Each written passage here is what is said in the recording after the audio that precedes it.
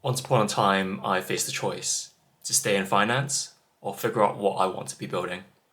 Hi, my name is Mingjun, and 2 months ago, I quit my finance job to see what else is out there for me. I'm going to be talking about the experiences I've had since putting myself in this new situation and the perspective it gave me on my old one as well. One, it's about realizing that I've outgrown my old world. I used to think that being able to make an impact on the world was only doable through financial services. It was really the quiet shock that things no longer fit in with me anymore, and certain conversations didn't really have an impact on how I wanted to carry myself. The thing that pushed me to take the leap from all of this was that I recently had a couple of funerals this year.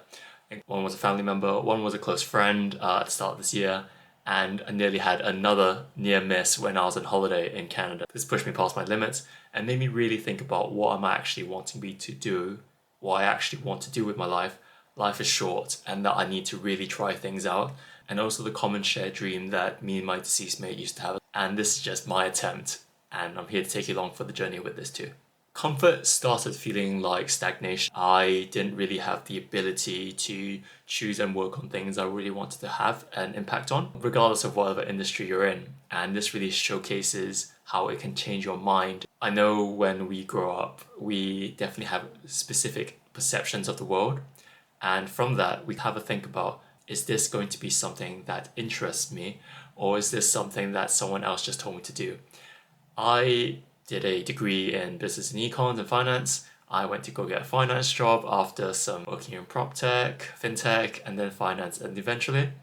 And from that, it kind of just guided me towards there are so many different aspects of life out there, and it really just boils down to you going out and trying what interests you the most, right? Not going to lie, there was a massive emotional adjustment to how I was living. I remember when I quit my job 2 months ago and I woke up without having to report to anyone. That was basically a taste of the life I wanted to be able to have and dream to myself. Thinking about I can do whatever I want in my own time. But here's the downside that comes with it. You are fully accountable for everything that you need to be doing and how you're going to be taking care of yourself as well. I live alone. When you're living alone, it kind of forces you to think about, I have a deadline on which I need to complete things by, and if not, things aren't going to be panning out as well as I think they're going to be, or I would need to go fall to my backup. There's definitely a sense of feeling lost even though I know I am where I want to be. I have made a decision for myself. I didn't just willy-nilly quit it, but I definitely made sure that I chose myself as happiness first basis. And it really just shows and guides you on what you want to be doing, what matters to you the most, what do you want to pursue, and is it something that someone has told you to do instead of your own dreams? There is definitely a lot of fear at being misunderstood by the people who knew the old me. And look, every day in life, no matter what point you are in your life, someone will always know and remember a past version of you. You don't have to stay that way. All you need to do is take further steps and actions to anything else that you really want to pursue, and also making sure you keep in mind to take care of yourself along the way. When you're doing this by yourself, progress definitely feels very isolating. You don't know what's going to happen next, and it just gives you the sense of isolation first before you feel the empowerment. So recently getting a couple of clients for a coaching business that I'm doing really made me feel like I can be doing this. This is a mix of helping someone and also having the mix of financial freedom as well on my own terms. When you grow up as a third culture kid, you definitely have the ability to see things, to recognize old habits and behaviors because they no longer align with you. You need to be able to unlearn so many things in life. As much as it was useful for you to survive until now, it will not always be serving you in the long run. That's not to say disregard your past entirely, but also make sure that you leave yourself room to grow as well in future. Just remember to have some compassion for yourself because younger you, they did the best they could. Because of that, you should never beat up your past self for any decision that you have made back then. The pressure to improve yourself is always worth the shift because if you do so, you'll be able to help yourself out in understanding what is crucial for you and how you want to be able to maintain your life and also then improve it to the greater heights. You will go through a massive internal shift of conflict. I'm trying out this new thing.